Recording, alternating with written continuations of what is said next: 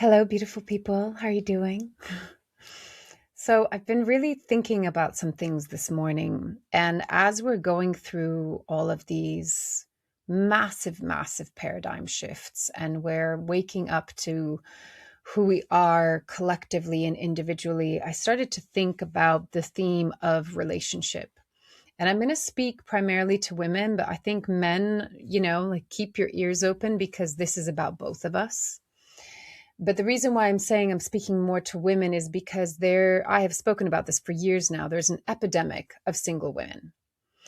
But it's because women have done a lot of work on themselves to choose to no longer be in toxic, trauma bonded relationships where they're codependent, and which I'm not saying means the opposite of being too dependent. We're learning to be interdependent, both women and men. Women have been doing the work for years now. I know because I've been working with them, and I'm a woman myself going through it. Women have been working on their self-worth after thousands of years of patriarchy, after systemic abuse of the feminine and women and men. It's all of us, but women have had their plight, and so women have taken, they've taken the reins, they've taken the bull by the horns, and they're like, okay, what do we need to do to heal so that we don't continue to repeat the old patterns? And so women have been doing this work. And now what they're struggling with is to find men that can match them, that can be emotionally intelligent, that can have integrity, that can have courage and strength and presence and authenticity. And a lot of women now are choosing to be single over being in a relationship with a boy, being in something that's toxic, being in something that takes away from their peace rather than adding to their peace. And what women really need, I was just listening to a woman say this morning, which I thought was just so perfect. It's like, yes, a woman can do everything now. They can do it all on their own. They might not want to. Most of us really don't, but we can, right? And so this male coach was saying, well, a lot of men are like, well, what's my place? You can do it all on your own, right?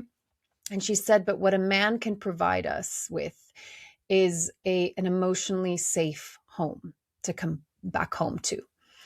And that is something that, just like, even just saying it, it's like a woman can just let go and feel safe, feel protected, feel provided for. It doesn't have to always be financial. That's lovely, as this woman was saying, but the emotional aspect of being held and feeling safe and supported so that we can just let go of being the man and the woman at once, right? That is such a beautiful gift to give to a woman, and to be devoted to her. And what I was listening to another video talking about how if a man is truly devoted to his woman and he's providing her with that safety, with that protection, with that emotional safety, she will be everything that he wants her to be naturally. Doesn't need to fight. And what this one woman was saying is that if a woman is showing up as anxious or control, all of these things, like, yes, there's self-responsibility. We need to do the inner work, all of us, hands down. But that she's often a mirror, a reflection for the man's leadership or lack thereof. And so we're learning in this new paradigm of how to be in partnership in a different way, where both men and women are more interdependent, we're more authentic and sovereign. But what I want to talk about today is, what if we got the roles all messed up? Because the patriarchy has influenced us, Disney has influenced us so much to think that the man needs to be strong, and he needs to protect, and he needs to provide, and he needs to be the, this, so the woman can, relax. Yes, there is a desire for it. But I was thinking, actually, I'm going to save it. You're going to have to listen beyond the intro. I want to go into how I think we might have this a little bit upside down, or not upside down, but it's something needs to be changed, and it has to do with strength, and it has to do with feminine power, and it has to do with feminine and masculine roles, and it's not what we've been told. So I'm curious, and I want to dive in. So let's go.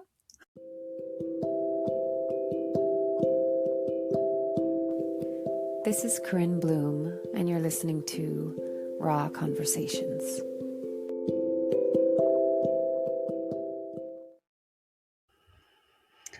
So my reflections today was this.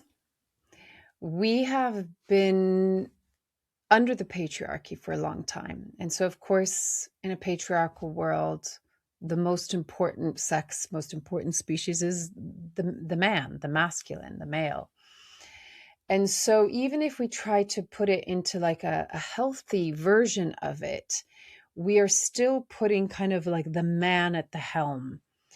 And if you look at times of either matriarchal societies or egalitarian societies, the focus is very different, right? So matriarchal societies, the women led, and egalitarian, obviously is all have an equal place in the circle. And I think even in matriarchal times, from what I had studied years ago, where, even in matriarchal times, it was egalitarian, because the matriarchy, the feminine is about relating and about inclusion. And it really is this, non-hierarchical structure, but really like being in the circle.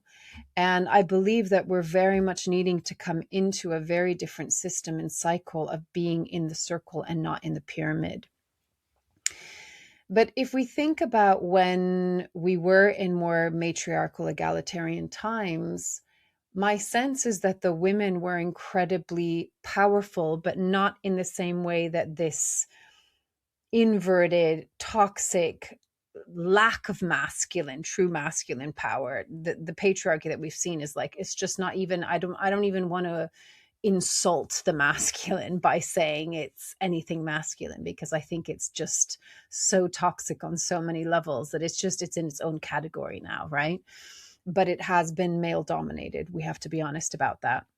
And so it's not that kind of power, the power that is through greed and control and power over, right? I'm talking about an inner power of a woman knowing her strength and knowing herself and knowing how to lead and knowing how to create community, to create connection, to create all of these beautiful, it's like weaving the basket, right? Which the feminine can do so well.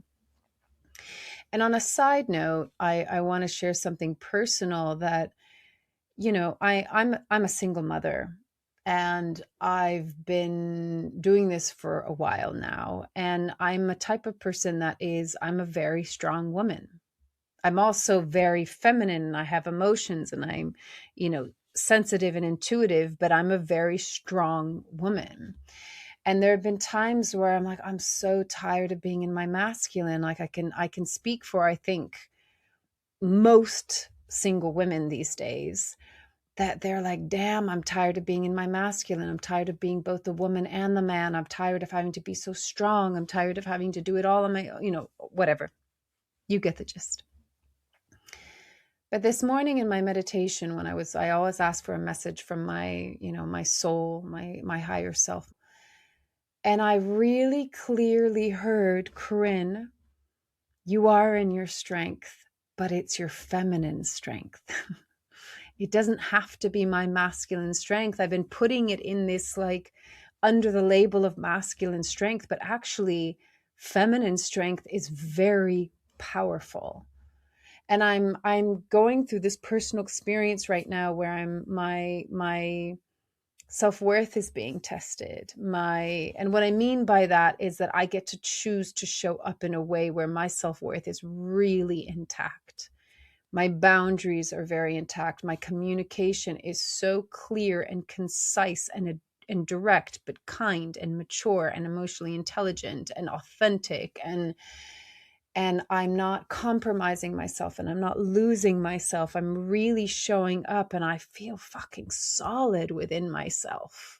And I feel good. I feel free. I feel calm. I feel centered. I feel grounded. I trust myself. And so I feel really strong right now.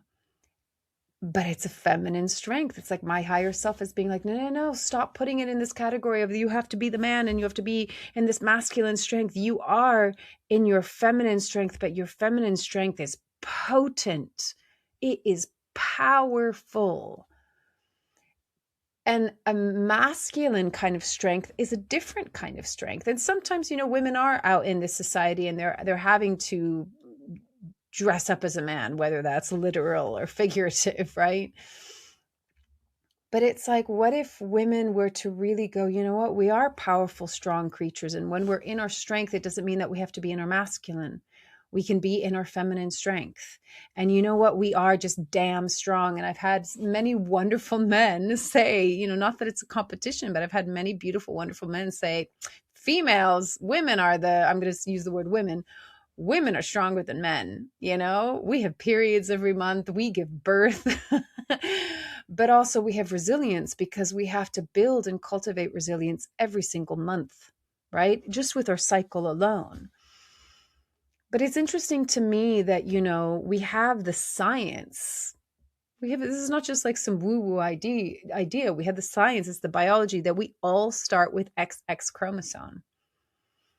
And what this one man was kind of venturing to say is like, okay, that's interesting. Like we've been told by the Bible that, a woman comes from Adam's rib. Don't even get me started on that one. And some, texts will say a woman is here to obey and serve a man. I mean, it will literally say that. I think most people, I can't say most people, I have no idea. I would hope most people would think that's ridiculous, but there are still some cultures and there's still some people that think, yeah, a woman is made to serve and obey, a man. And what this man was saying is that if we all originate with XX and then it mutates into XY to create man, then he thinks, well, the feminine was here first. And so the masculine must have been designed in some way to serve the feminine. I'm going to be very careful because I understand that this could be triggering for some to go, oh, well, then men, you're turning it around and men have to be subservient and servant and obey the women. No, that's the patriarchal, hierarchical pyramid structure. Leave that alone. I'm not talking in those terms at all. And if you misunderstand me, please reflect on that because this is not a battle between men and women. We are in the same circle and we've got to get over the shit of division and competition. It's what the patriarchy has created. And you need to say, you know what? We're not playing that game anymore. So let me make that incredibly clear. I'm not talking about sides here. So don't even put that on the table. If anybody leaves me a comment that's on that, it's like you're going to say, you missed the point. You didn't listen to the video. We're all in the circle. We're all here for one another, for each other, okay? I just want to be very clear with that, lovingly and fiercely clear about that. But he said there must be a role that a man plays, that he's come in after the fact as something that beautifully supports the feminine, the XX chromosome. He was created for a reason, right? And so then I started to think, what is the most beautiful thing that a man can do that makes him feel really good and that a woman really needs that she can't provide for herself? And what this woman was saying is when a man can create emotional safety for a woman, where he can make her feel at home, because she knows that she's emotionally safe. And when he is in devotion to her, with his love and his adoration for the beautiful woman that he adores and loves.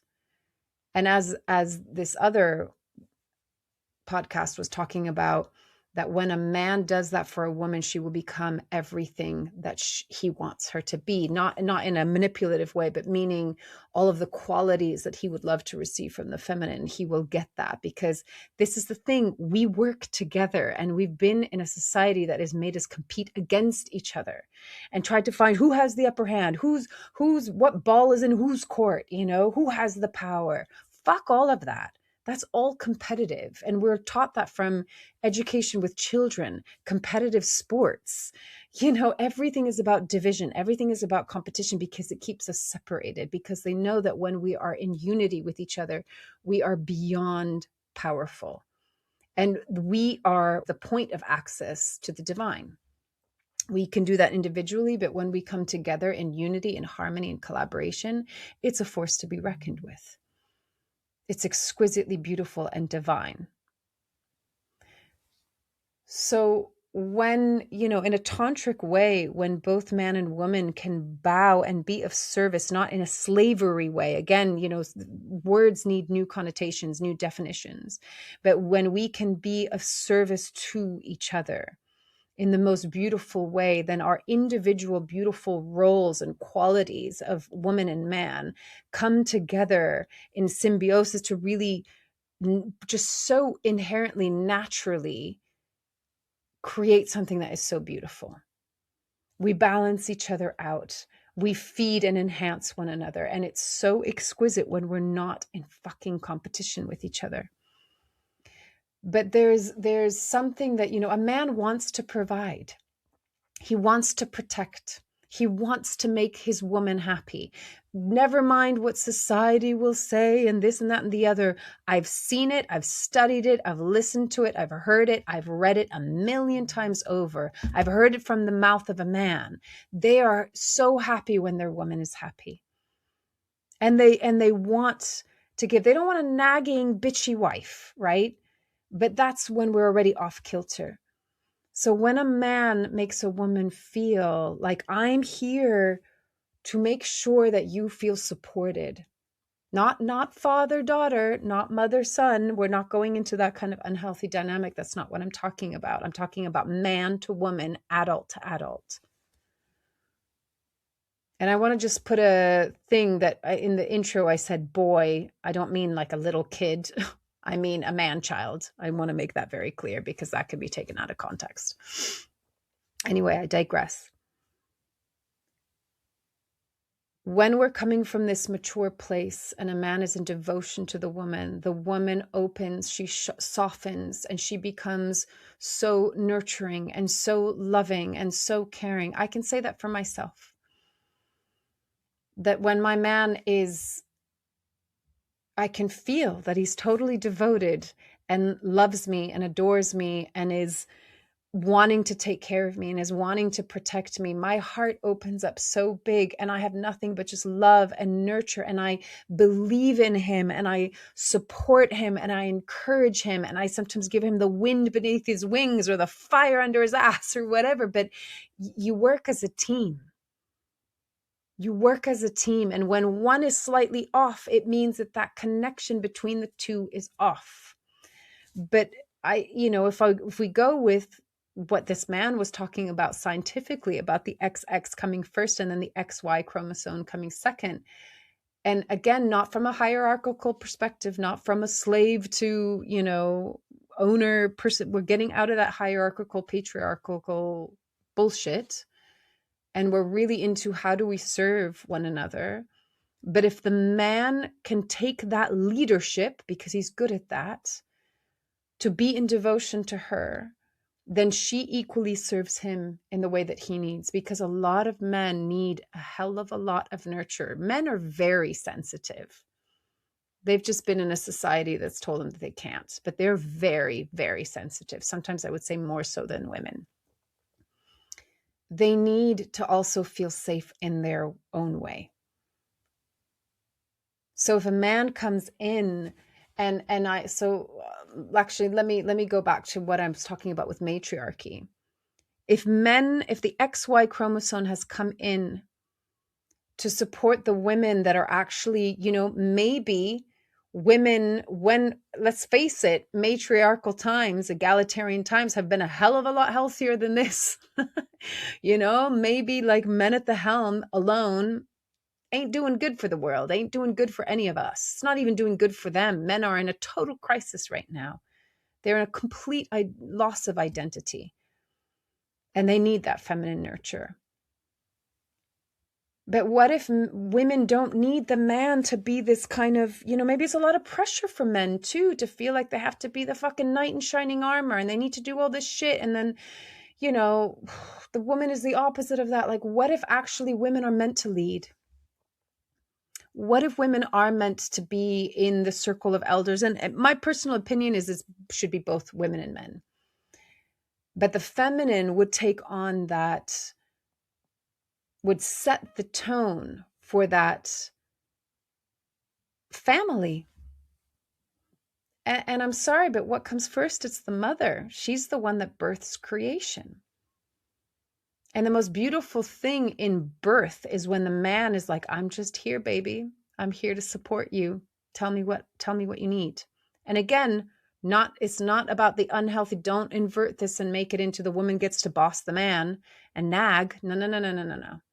I'm talking about in our pure, divine, mature, spiritually grounded self, right? This requires both man and woman to take self-responsibility and to do the inner work, okay? And not come from our wounds, not come from trauma, not come from triggers, self-responsibility, sovereignty, autonomy, interdependence, and authenticity. So I'm talking about this in the healthiest version that it can be. But what if men were here to, it's like the vision that I see is like the guardians of the circle.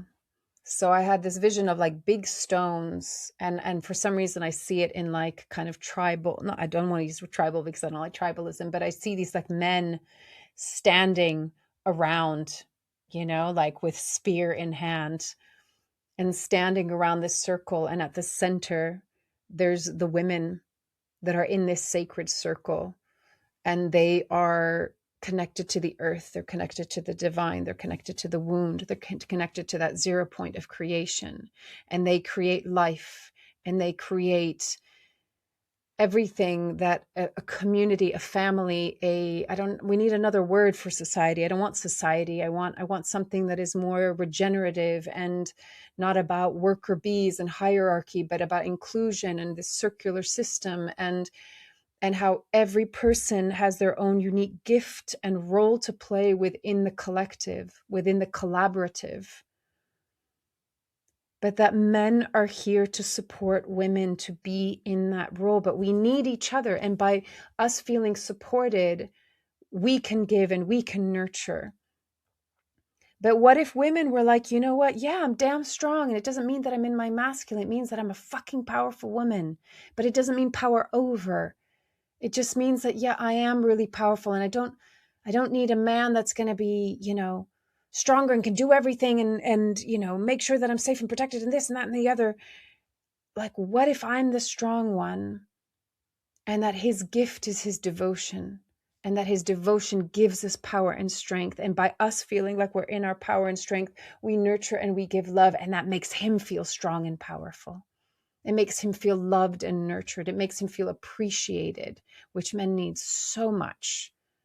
It makes him feel respected. It makes him feel honored. It makes him want to stand up and be like, yes, I'm going to support my woman. I'm going to stand up for my community.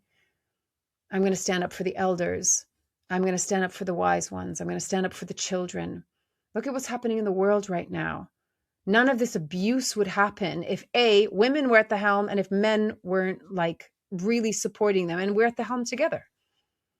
We need each other. But this idea that a woman needs to have this knight in shining armor, it's such an illusion. Or that if she's on her own, she's in her masculine power. No, you are in your feminine power. But of course, you have to be in the mature, emotionally intelligent part of yourself. There's a lot of the feminine can also be chaotic and wild and totally immature if we haven't taken care of our inner child, if we haven't looked at our wounds, right? Again, I'm coming from the perspective of seeing us in our healthiest version. And this is what we can grow and evolve into, should we choose. There's something about it that it's so hard to put it into words. It's so hard to articulate it. And I feel like, oh, Corinne, you're not saying it right. But I know the feeling. And I just think this tweak could be that women need to stop comparing themselves to men and thinking that when they're strong, that their being in the masculine, their strength comes by being a woman. And a man's strength will come by supporting the fact that women have a lot of fucking power in the most beautiful way. And that it creates this cycle of reciprocation, of mutuality. The whole thing only makes sense when we come out of the hierarchical pyramid structure, when we come out of servant and master, when we come out of competition, when we come out of this power play, when we come into the circle as equals, understanding that our roles are here to support one another. And like, what if the woman, the female, the feminine was here first and the man was created to support her? What if she is the one that's meant to lead? We're constantly wanting the men to lead. What if the women are meant to lead, but the man is like the backbone, the protective layer, the protective rim of the circle? And we cannot do it without them, and they cannot do it without us, because it's not codependency, it's interdependency, and it's how nature works, right? Think of permaculture, how every plant helps another plant to grow, to keep away the pests. They suffer in monoculture, right? So maybe we need to kind of reframe what our roles are, and that, men don't have to always take the pressure of being the leader and the strong one. And women also don't feel like, oh, I can only be in my feminine when I'm like, oh, I can be in my goddess self and it's like light and floaty. No, you can be a fucking fierce lioness as well. And that doesn't mean you're in your masculine. Maybe it means you're more in your feminine than you've ever been. And look at, mama lions, fierce and loving. They protect the pack. They lead the pack. They think, oh, it's the male. Those female lions are the ones that are like taking charge. But the masculine has his role. The male lion has his role, because ultimately he will defend.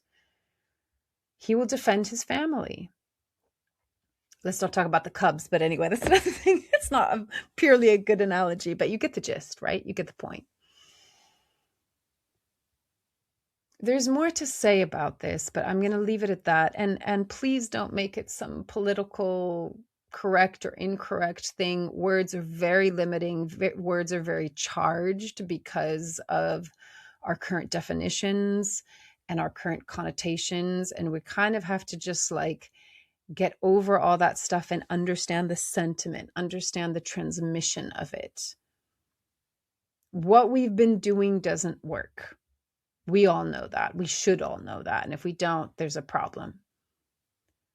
What we do need to do is start to work with each other, for each other, together, in collaboration.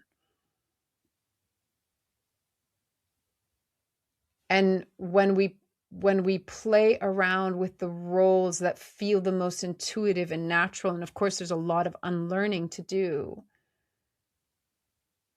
I somehow feel like we just take the pressure off, and we can eventually fall into a greater state of flow, into balance, into equilibrium, because we're fighting so much with these goddamn roles that society has told us to fit into. Men don't always want to be strong, but a woman also needs her man to be strong.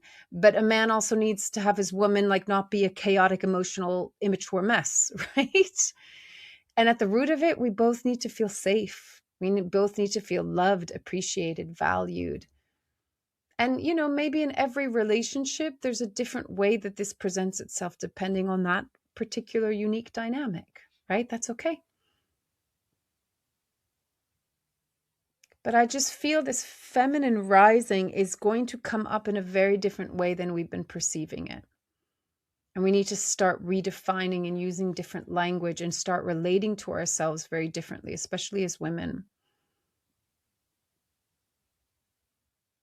For me personally, I'm a very strong woman, and I keep on saying I need a man that matches that. But maybe I don't need a man that is like so strong, but his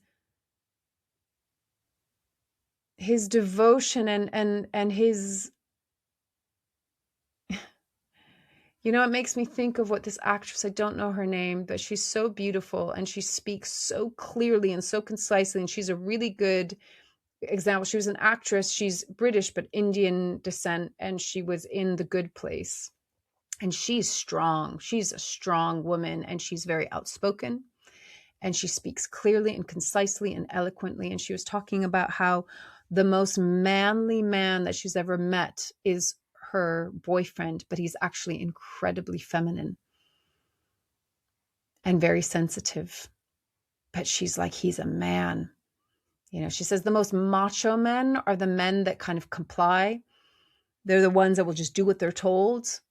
They often don't have a spine from themselves or critical thinking. It's the men that actually hold this beautiful femininity. And I'm not talking about the linen shirts and the mala beads and the bun heads and the, nah. I'm talking about the true qualities of feminine and masculine. And when a man is in touch with his heart and his feelings and his sensitivity, and he makes a woman feel safe, you know, yeah, maybe she becomes the one that actually is holding the strength and the power, but it's a different quality and it still nurtures. And there's a different kind of strength and power that gets created by two. And I think ultimately what all of this is about is that men and women are needing to be in a healthy, balanced combination of masculine and feminine within themselves, right? Balance of right brain, left brain, masculine, feminine, yin, yang. We all need to do that. We've been on overdrive and in an unhealthy inverted version, right? So there's a lot of work to be done. There's a lot of work to be done. And this maybe needs to be a continued conversation. My apologies if I can't quite articulate it the way that I would like to articulate it. I feel it. And maybe that's the thing. It's like, I think we're going to get to a point, hopefully when telepathy comes online, where we don't have to use words because words are so limiting. I've said that since some of the first workshops I ever ran like 16 years ago. It's like, words don't describe this well enough right now, but I know the feeling. So I just hope that I can transmit, you know, the essence of it, the energy of it, the frequency of it. And, you know, maybe I didn't get the words right. Maybe I'll need to explain it better still. But I can feel it in my bones, and it feels amazing because it feels so supportive of both men and women. So I'll let that be. As always, take it or leave it as feels right for you. But, you know, I invite you to be open. I invite you to play with it. And like, what are the ways that you can imagine it, feel it, sense it, envision it? And how can we create a new vision together? And how can we really honor the roles that maybe we were meant to be in that are totally different to what we've been in society? I would kind of go so far to say that anything that we've been doing in this society, I pretty much guarantee that most of it is backwards. Most of it is not right. We've been in the inverted matrix. So we want to go back to the organic intelligence, the organic natural universe matrix, the organic woman and man.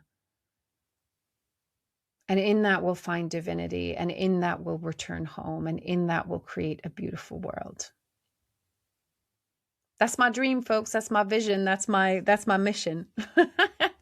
Anyway, as always, take it or leave it as feels right for you, and loving you from afar. Bye.